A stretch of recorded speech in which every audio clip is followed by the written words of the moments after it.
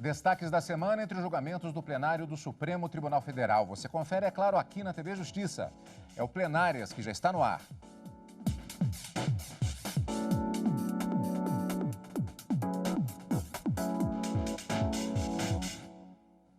Hoje, como destaque, principais momentos da sessão do dia 12 de agosto de 2021.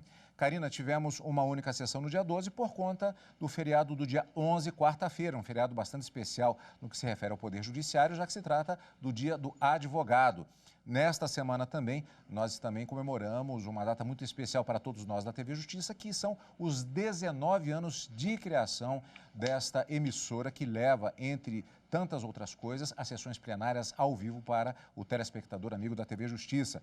Teremos a cobertura completa a respeito desses dois momentos desta semana, Dia do Advogado e aniversário da TV Justiça. Com relação à sessão plenária por videoconferência, embora tenha sido uma única sessão, a continuação de um julgamento importante no plenário do STF. É isso mesmo, Cadu. Parabéns à TV Justiça e a toda a equipe que faz com que essas decisões do Supremo Tribunal Federal e de outros órgãos do Poder Judiciário cheguem também à casa deles com a informação sobre os seus direitos e também deveres, não só previstos na Constituição, mas em todo o ordenamento jurídico brasileiro.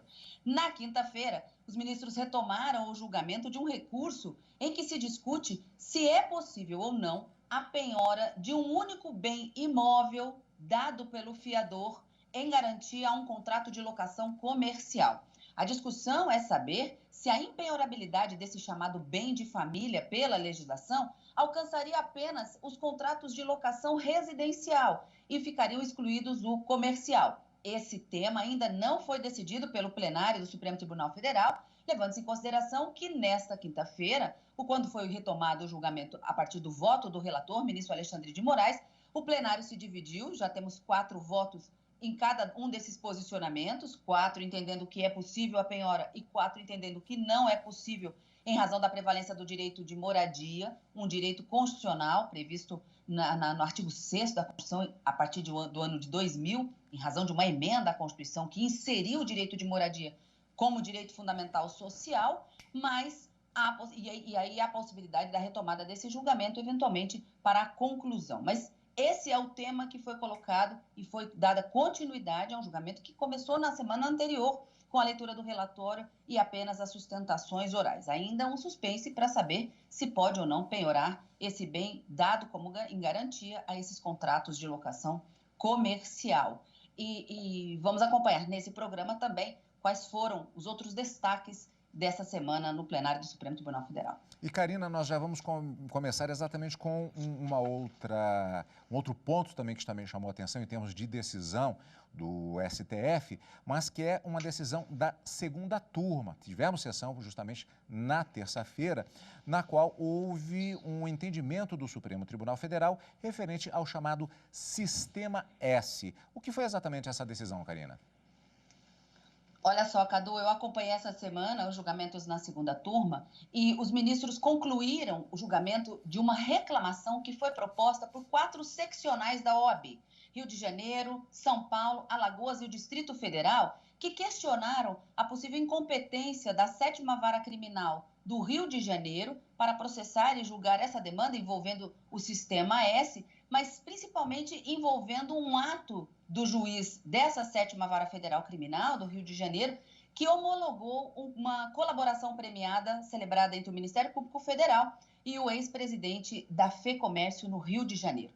O argumento principal dos autores é que, a partir dessa colaboração premiada, surgiram alguns nomes de autoridades que deveriam ser julgadas pelo Supremo Tribunal Federal e, portanto, alegavam a incompetência da 7ª Vara Federal do Rio para processar e julgar essas autoridades e buscavam, portanto, a declaração de incompetência. E a partir dessas informações obtidas ainda, o juiz da 7ª Vara determinou a expedição de mandados de busca e apreensão, não só em empresas, como também em escritórios e residências de advogados, ferindo a prerrogativa de inviolabilidade prevista lá no Estatuto da OAB.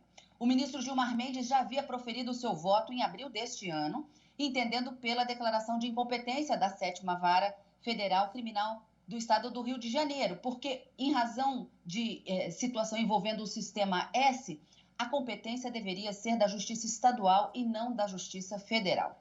O voto do ministro Gilmar Mendes foi seguido pela maioria que se formou na segunda turma.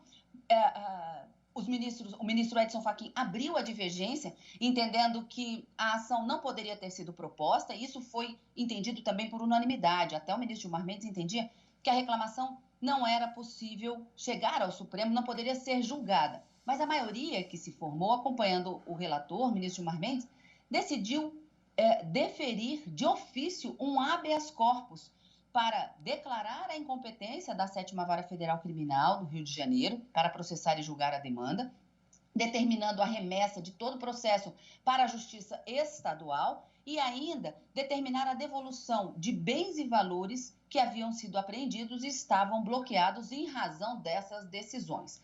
Como eu disse, o ministro Edson Fachin foi o único a divergir do relator e em relação ao cabimento dessa ação, da reclamação, por motivo diferente. O ministro Edson Fachin entendeu que as seccionais da OAB, São Paulo, Alagoas, Rio de Janeiro e Distrito Federal, elas não tinham legitimidade para propor essa ação de natureza constitucional no Supremo.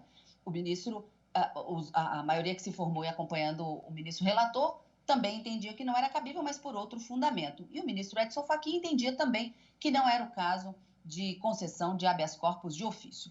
No final das contas, a maioria acabou decidindo que o processo deve sair da Justiça Federal e ir para a Justiça Estadual e todos os bens que haviam sido buscados e apreendidos e bloqueados devem ser liberados, Cadu. Lembrando apenas que o Sistema S, que é formado exatamente pelo SESC, SESI e SENAC, que foi objeto justamente deste processo na segunda turma do Supremo Tribunal Federal.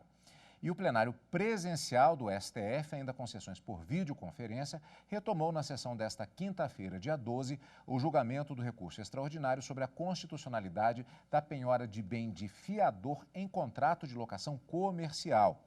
Antes de rever o julgamento, vamos saber um pouco mais sobre o assunto na reportagem de Evne Araújo.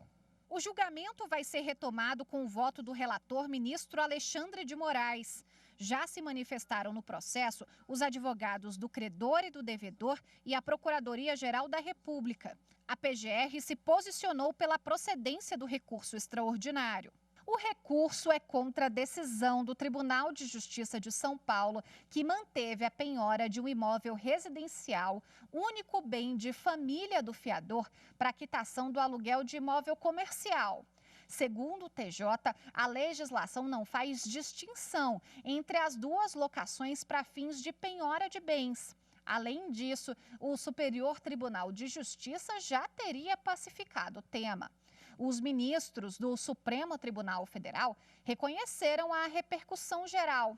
A decisão tomada na Corte vai valer para outros casos semelhantes que aguardam julgamento. No primeiro dia de análise no plenário do Supremo, o autor do recurso afirmou que o direito à moradia deve se sobrepor ao processo executório de um aluguel comercial, sob pena de ofensa aos princípios constitucionais da dignidade da pessoa humana, da proteção à família e do direito à moradia. Já a empresa que propôs a ação de despejo que ocasionou a ordem de penhora do imóvel argumentou que a fiança é voluntária e, além de ser mais barata, a modalidade é um mecanismo de concretização do direito constitucional à livre iniciativa, preserva o mercado e assegura que a oferta de imóveis se mantenha estável. Lembrando que esta reportagem foi produzida entre a sessão da quinta-feira da semana anterior e a retomada do julgamento que aconteceu na sessão desta quinta-feira, desta semana, dia 12 de agosto. E como foi essa retomada do julgamento na sessão da quinta-feira, dia 12, nós vamos conferir depois do intervalo, aqui no Plenárias.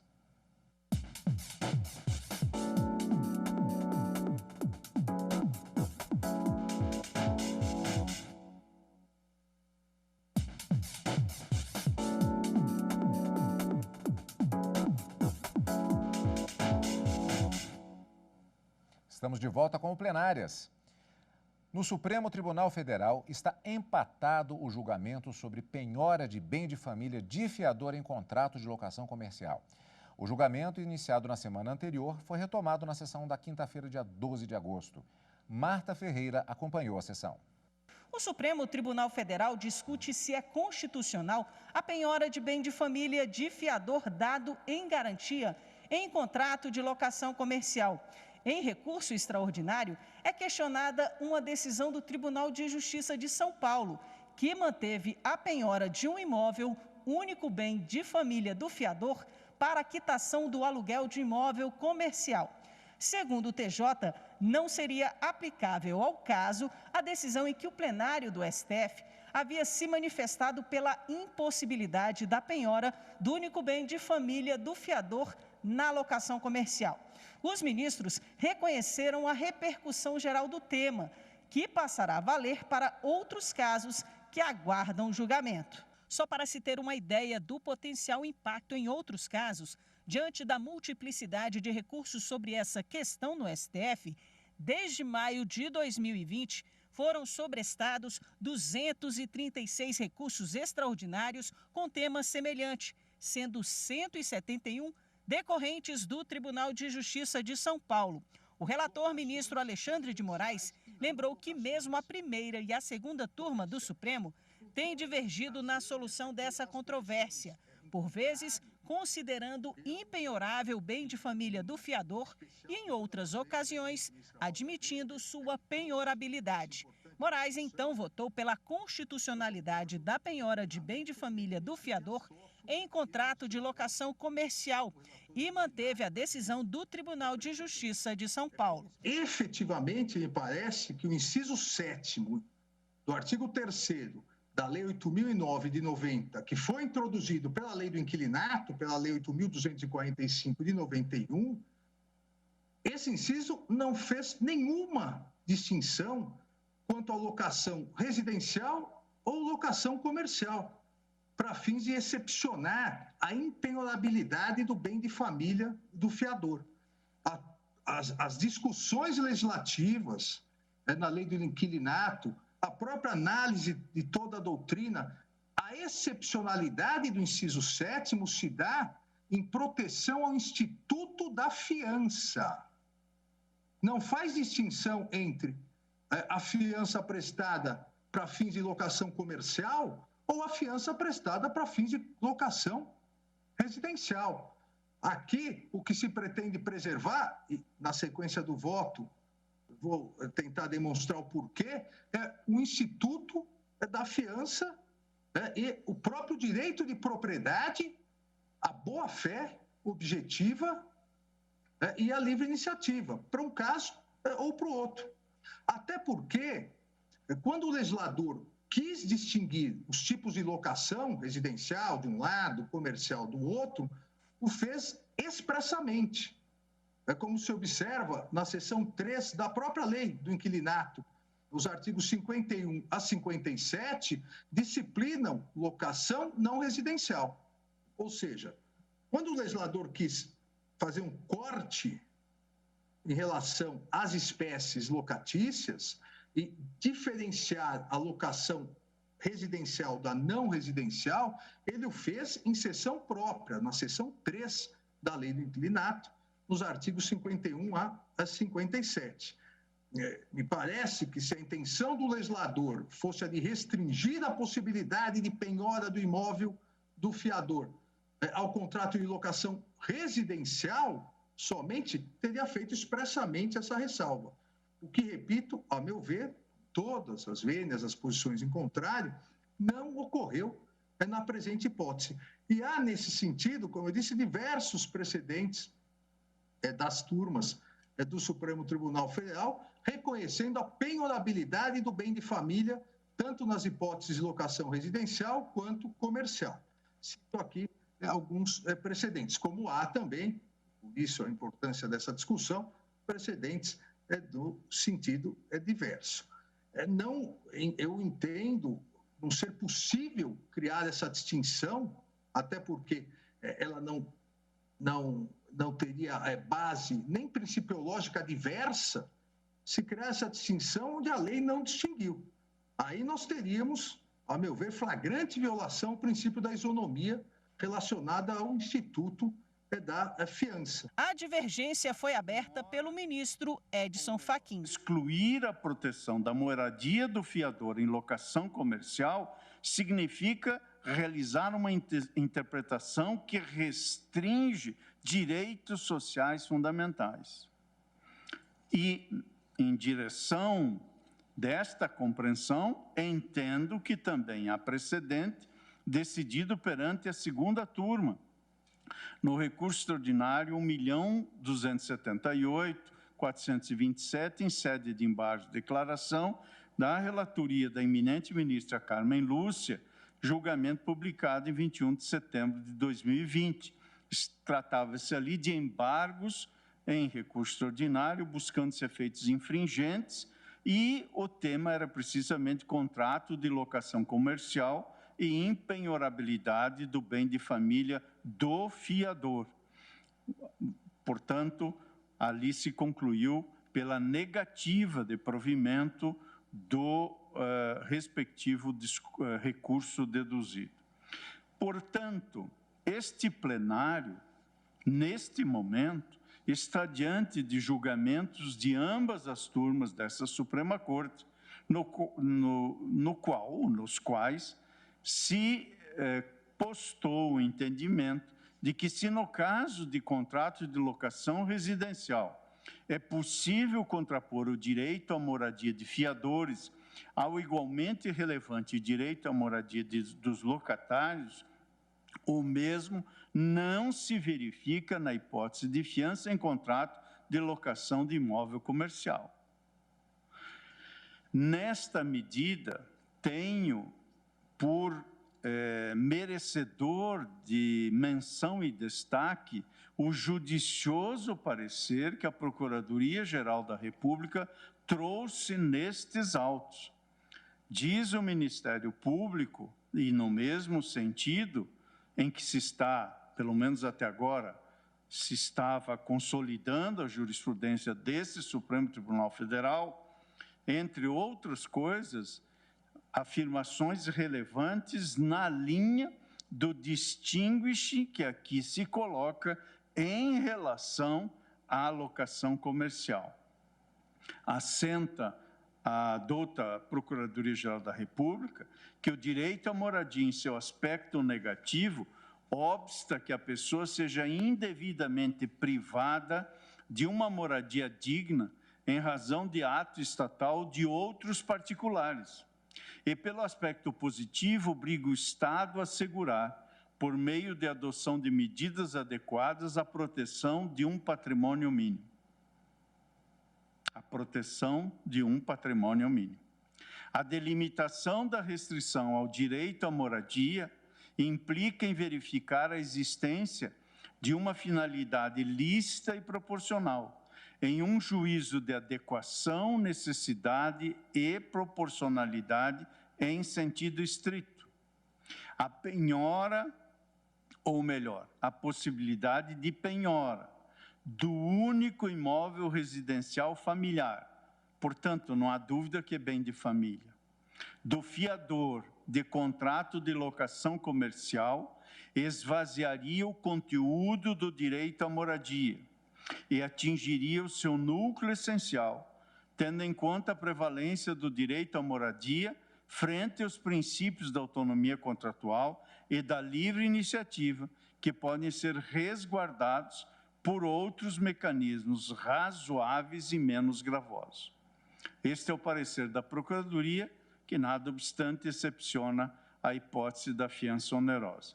Por isso, senhor presidente e eminentes pares, peço vênia aos votos que me antecederam.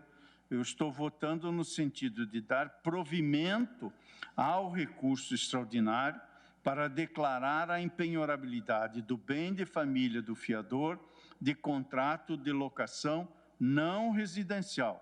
Proponho a tese segundo a qual é impenhorável o bem de família do fiador de contrato de locação não residencial. É como voto, senhor presidente. O julgamento foi suspenso depois do voto do ministro Ricardo Lewandowski. O placar, até o momento, está empatado. Faltam votar os ministros Gilmar Mendes e Luiz Fux. Karina, lembrando que nós temos uma situação específica aqui, que na medida que o plenário está dividido entre estes dois posicionamentos do ministro relator e do ministro Edson Fachin, que abriu a divergência, faltam 2 votos a serem apresentados. Vale lembrar que nós temos naquela situação em que, após a aposentadoria do ministro Marco Aurélio, o quórum do plenário ele está com um número par. Dependendo dos votos que tenhamos dos ministros Luiz Fux, presidente da Corte, e do ministro decano Gilmar Mendes, nós poderemos ter a configuração de um empate e aí, dependendo da situação, até se esperar a posse de um novo ministro para que haja um desempate. Mas não sabemos o que vai acontecer ainda, vamos continuar acompanhando.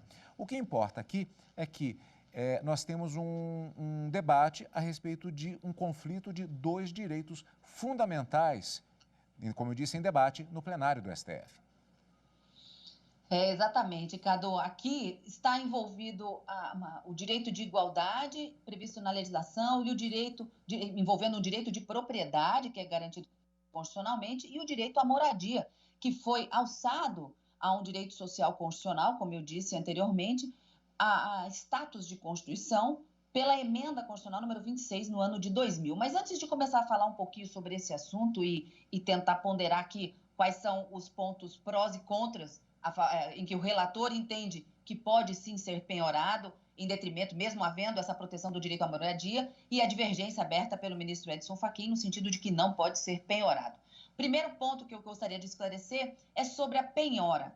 A penhora é uma possibilidade que se tem dentro do processo de execução de buscar os bens do devedor para garantir o pagamento de uma dívida. E aqui, nesse recurso extraordinário, o que se busca é penhorar e buscar o imóvel do fiador, o único bem de família, e que, portanto, a princípio seria impenhorável, não fosse a lei de 1990, alterada em 91 pela lei do inquilinato, possibilitar a penhora deste imóvel quando ele é dado de forma espontânea, livre pelo fiador, para garantir um contrato de locação.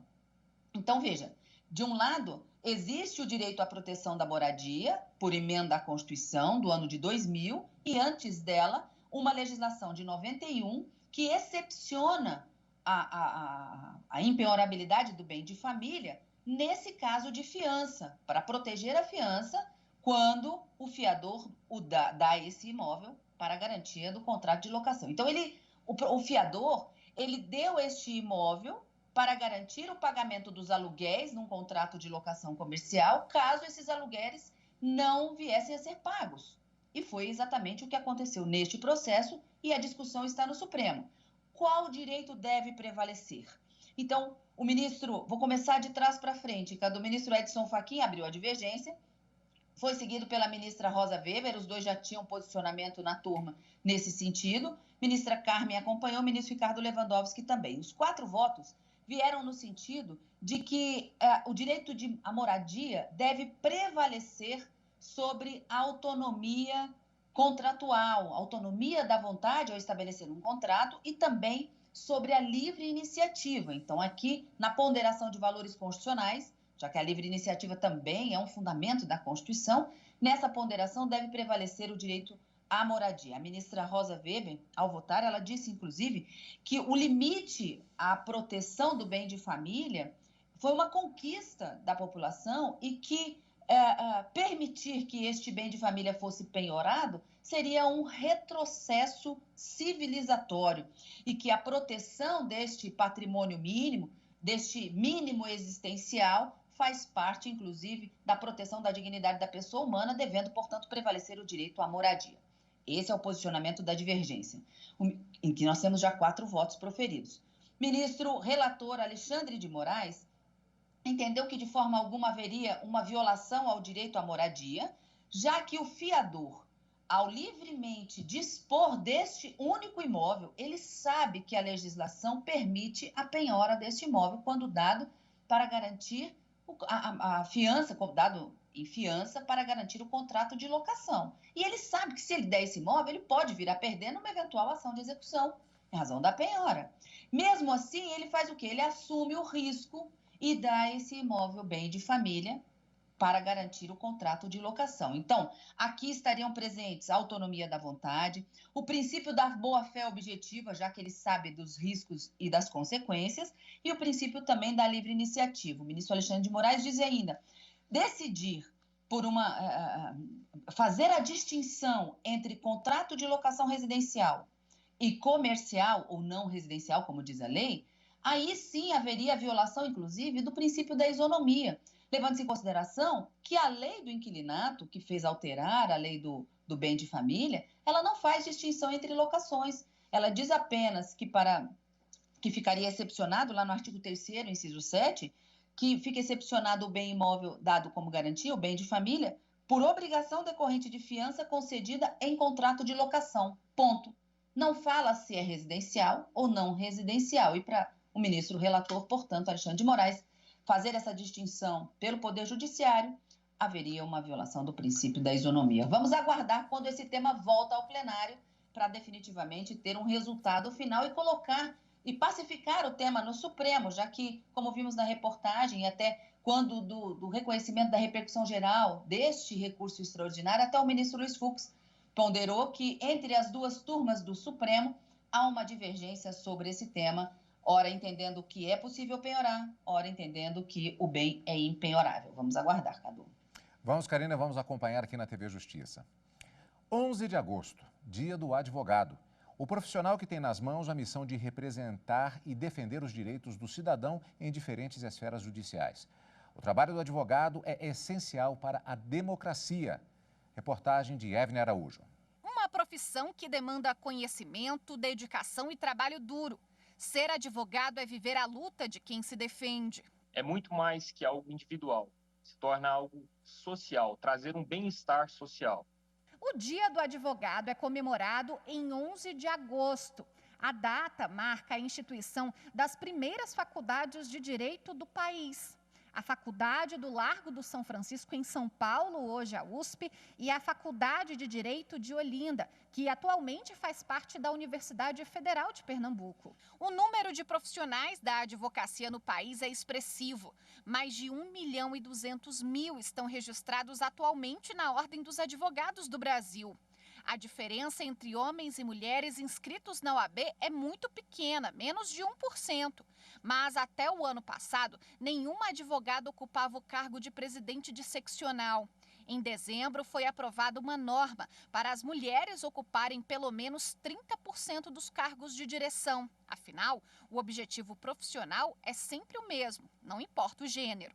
O meu objetivo é ajudar ao próximo, é colocar a justiça a serviço daqueles que precisam, é ouvir os que não podem ser ouvidos, é falar por aqueles que não podem falar e, em suma, ser um importante personagem, ser uma figura indispensável à efetivação da justiça. A advocacia é considerada uma das atividades essenciais do judiciário. E, além de defender o cidadão, o advogado é capaz de solucionar conflitos antes mesmo de eles pararem em um tribunal. Os profissionais exercem papel fundamental na celeridade dos serviços da justiça. É preciso ter a vontade de mudar o mundo. Prezam pela justiça, pela cidadania, pela liberdade, e a sua atuação ela não se limita aos interesses de seus clientes, mas também muitas vezes em prol da sociedade, a favor da justiça e dos direitos da coletividade. E na mesma data, dia 11 de agosto, a TV Justiça completou 19 anos. A criação da emissora foi um marco na garantia da publicidade e transparência do Poder Judiciário. Acompanhe agora um pouquinho dessa história, da qual todos nós temos orgulho de participar. A reportagem é de Carolina Chaves.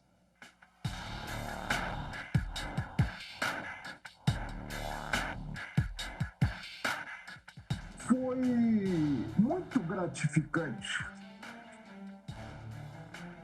ter sancionado a lei da criação da TV Justiça.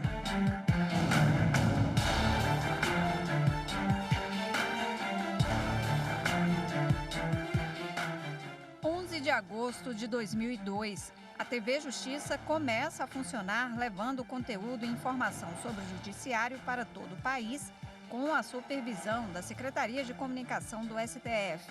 O objetivo é informar sobre direitos e deveres dos cidadãos e tornar transparentes as ações e decisões da Justiça. Uma missão que, desde o início, exige muito trabalho e dedicação.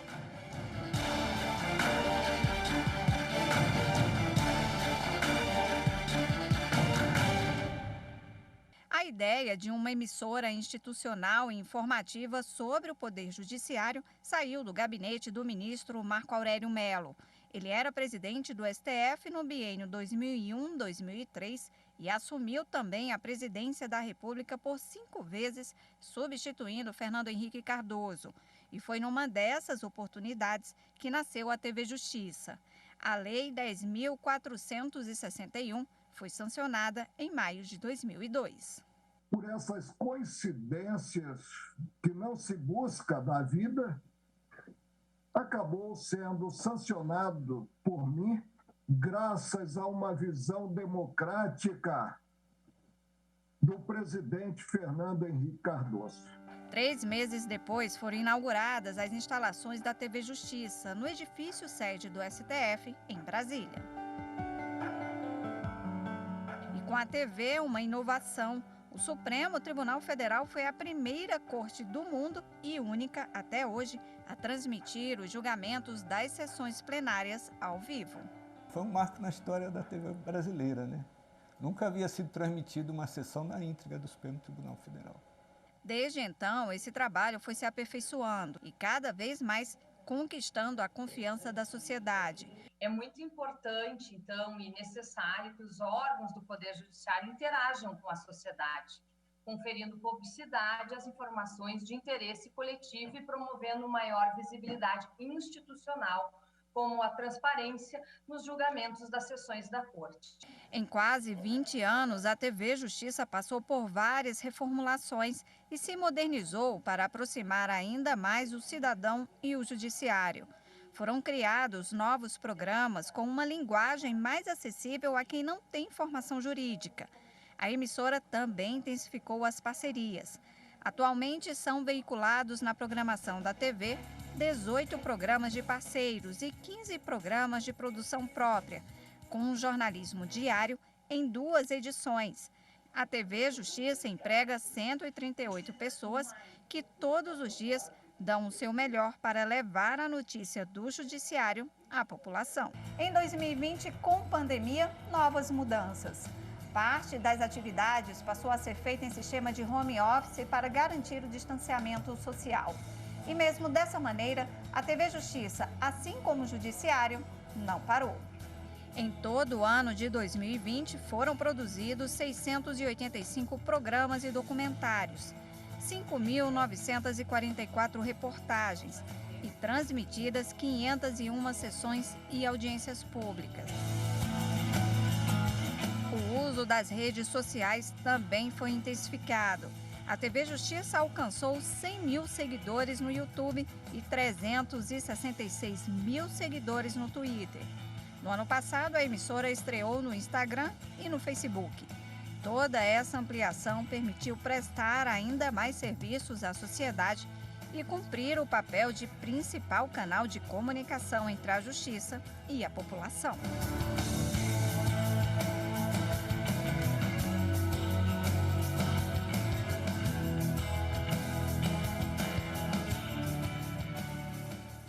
E vamos para os 20 anos, possivelmente, quem sabe até no ano que vem, sem pandemia.